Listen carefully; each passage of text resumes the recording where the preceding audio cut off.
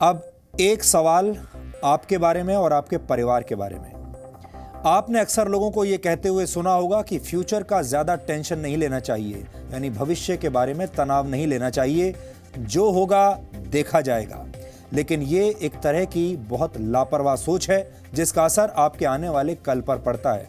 ये बड़ी अजीब सी बात है कि हमारे देश में लोग छुट्टियां मनाने की जबरदस्त प्लानिंग करते हैं, इंटरनेट पर हॉलिडे पैकेजेस सर्च करते हैं। लोग ये भी प्लान करते हैं कि ऐसी कंपनी का मोबाइल खरीदा जाए जिसमें नए ज़माने के फीचर्स हों, वो लंबे समय तक चले और सस्ता भी हो। डिनर कहाँ करना है, कौन सी कार खरीदनी है, मकान कहाँ पर खरीदना है, इस सब के बारे में लोग गहरी रिसर्च करते हैं।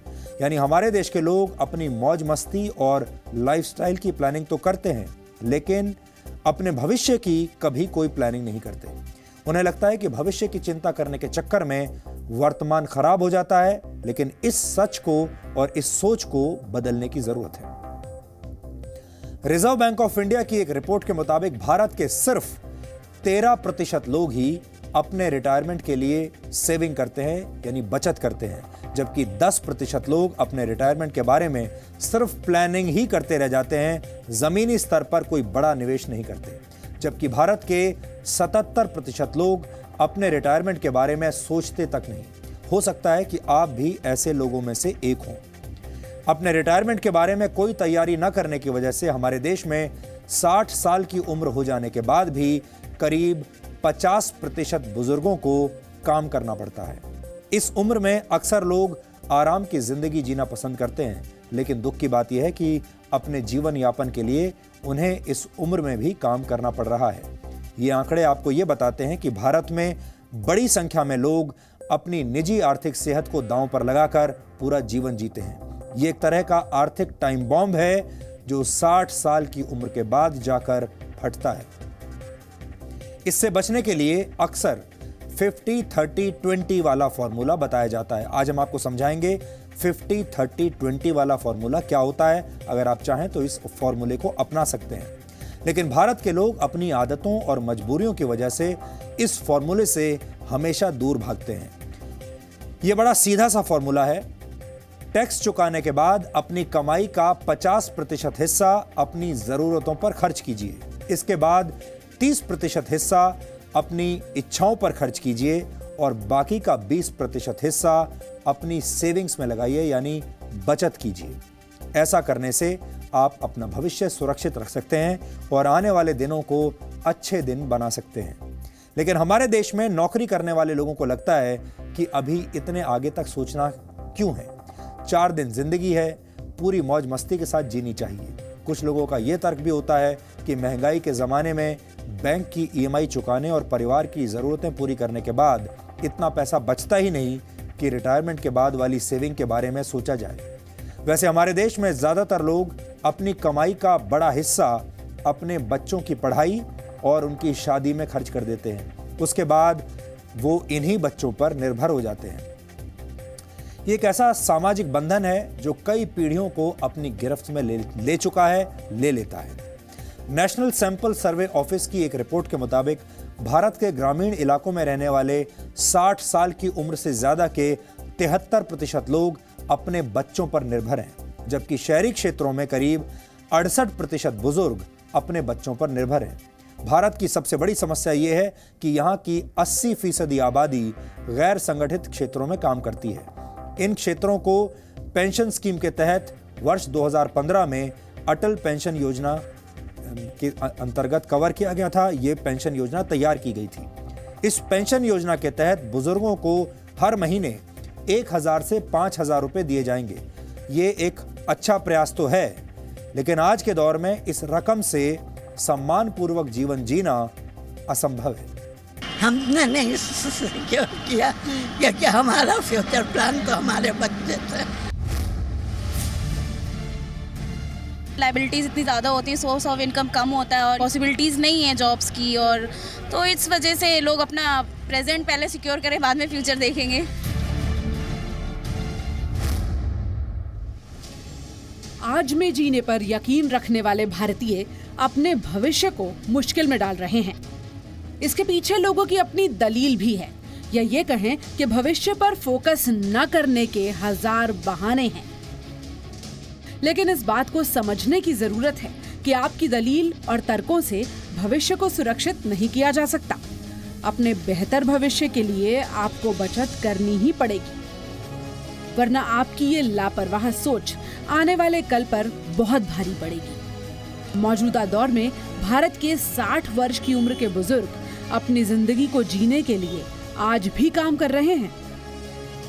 RBI's report, RBI's household financial savings report, only about 24%, 24% population actually lays emphasis on planning for retirement. इसका मतलब है कि a large part, almost 76%, actually does not even plan for retirement.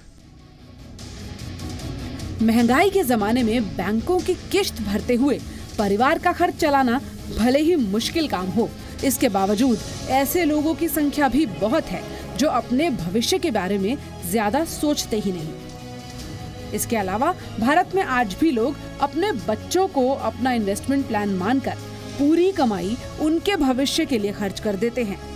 ये वो लोग हैं जिन्होंने वक्त रहते फ्यूचर को नजरअंदाज किया और जब वही फ्यूचर प्रेजेंट बनकर सामने आ गया तो बेबस हो गए और अब गुजारे के लिए बूढ़ी हड्डियों को काम करना पड़ रहा है। कौन रहेगा यहाँ? सबको तो घर पकड़ना है। क्यों है यहाँ? अब एक मजबूरी है, लड़की की शादी करना है, लड़का की शादी करना है, किसके यहाँ पर कर्जा करने जाएंगे? मकान बनाया है, उस समय कर्जा जो हुआ तो कर्जा तो सधाजे करेंगे ना। ये दिल्ली में रहने वाले अमरनाथ यादव हैं। 67 साल की उम्र में आज भी काम करते हैं। इस उम्र में अक्सर लोग आराम की जिंदगी की उम्मीद करते हैं, लेकिन अमरनाथ अपने भविष्य के लिए कुछ प्लान नहीं कर पाए। अपने बेटे को ही अपना इन्वेस्टमेंट मानकर जो कुछ जमा पूंजी थी वो उसकी पढ़ाई और शादी पर खर्च कर दी। लेकिन अब बेटे की इतनी कमाई ही नहीं है कि वो पूरे परिवार का गुजारा चला सके। इसीलिए अमरनाथ को भी इस उम्र में भी काम करना पड़ रहा है। हालांकि सरकार की तरफ से 2500 रुपए की वृद्धावस्था पेंशन मिलती है, लेकिन उससे गुजारा नहीं चलता। इसीलिए ट्यूशन पढ़ाकर कुछ पैसे कमा लेते हैं। थोड़ा बहुत कमाना तो खैर अब यूँ पड़ेगा कि भाई मेहनत नहीं करोगे तो पूरा खर्चा ये आएगा कहाँ से। बच्चे इतने सपोर्ट कर नहीं पाते, खुद ही थोड़ा बहुत ये पेंशन मिल जाती है, थोड़ा बहुत इधर उधर अपना काम धंधा देख लेते हैं, उसी से काम चल जाता है। और क्या चाहिए तो अब यही समय के हिसाब से कि भाई बड़े बूढ़े भी अपने खुद ही थोड़ा बहुत इंतजाम करके रखें तो ज़्यादा बेहतर है। किसी के ऊपर भरोसे न रहा जाए, क्योंकि कोई मदद मांगे से मदद मिलती थोड़ी ही है, क्योंकि बच्चे अपने ही खर्चे पूरे नहीं कर पाते।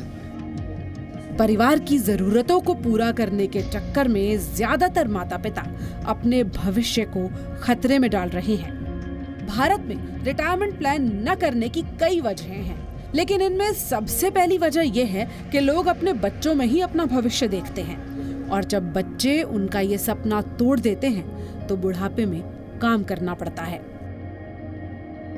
बड़ा फैक्टर है कि हमारा परसेप्शन क्या है फैमिली सिस्टम्स को लेके।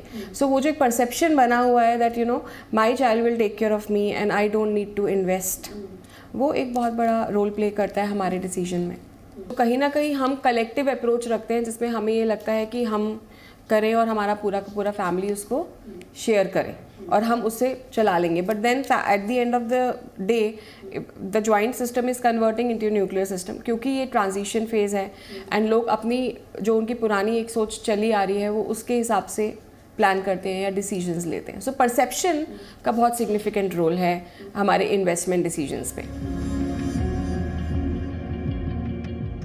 वर्तमान समय में भारत के लोगों का बुढ़ापा चिंता में डूबा हुआ है, तो युवाओं को अपने भविष्य की कोई विशेष चिंता नहीं है।